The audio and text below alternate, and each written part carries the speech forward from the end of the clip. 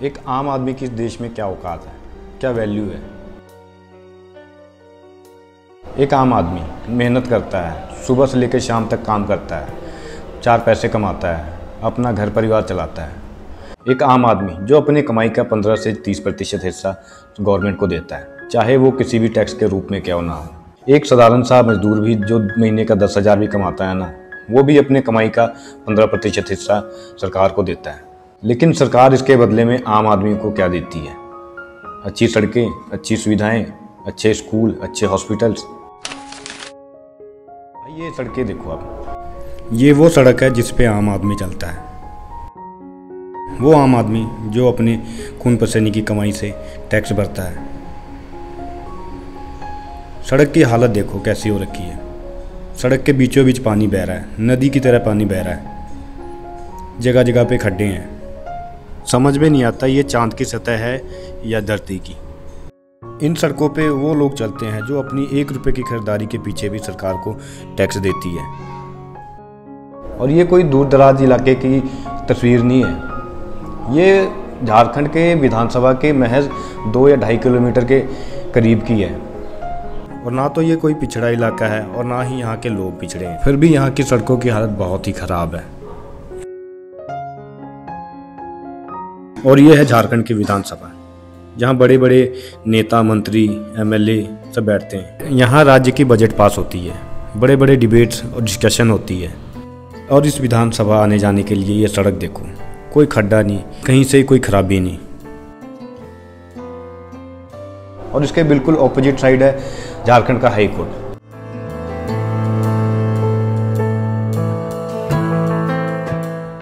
इसकी भी सड़कें देखो कितनी चकाचक है, मक्खन की तरह है।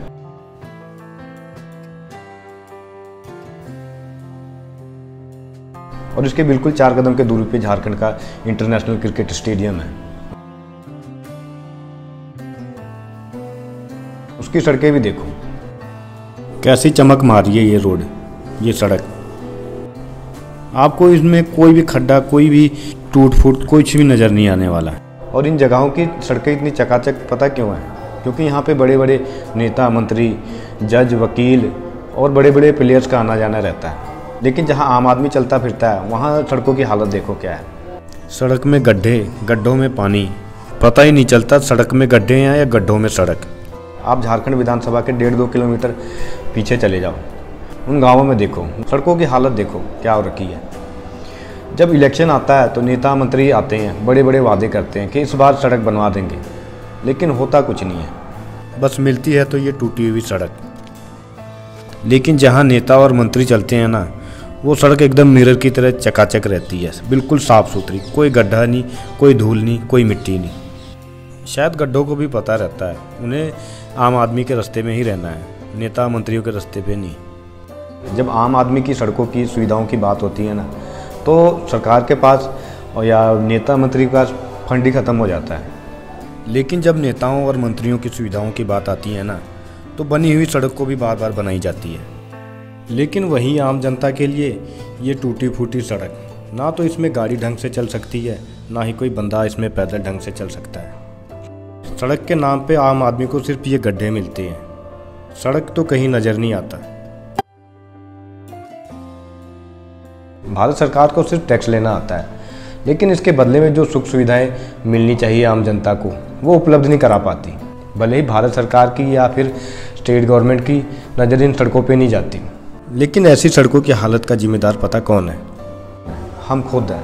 क्योंकि हम अपने हक के लिए, अपने अधिकार के लिए आवाज़ ही नहीं उठाते। जो चल रहा है उसको चलने देते हैं। हमें लगता है कि कोई मसीहा, कोई शक्तिमान या कोई सुपरमैन आएगा, हमारी तकलीफ़ें दूर करेगा। भाई ना तो कोई शक्तिमान आने वाला है, ना कोई सुपरमैन, ना कोई मसीहा। जो करना होगा हमें खुद करना होगा। हमें अपने अधिकार को पहचान के अपने हक की आवाज़ को उठाना होगा। भाई जब तक हम अपनी आवाज़ नहीं उठाएंगे ना, अपने हक के लिए लड़ेंगे नहीं ना, अपने हक को पहचानेंगे नहीं ना, तब तक सरकारें हमारी खून चूसती रहेंगी और आम जनता अच्छी सुविधाओं से वंचित ही रह जाएगी। क्या आम जनता सरकार के सिर्फ मजदूर बन के रह गई है, जो दिन रात कमाती है, मेहनत करती है और अपनी मेहनत का 15 से 30% हिस्सा गवर्नमेंट को दे देती है?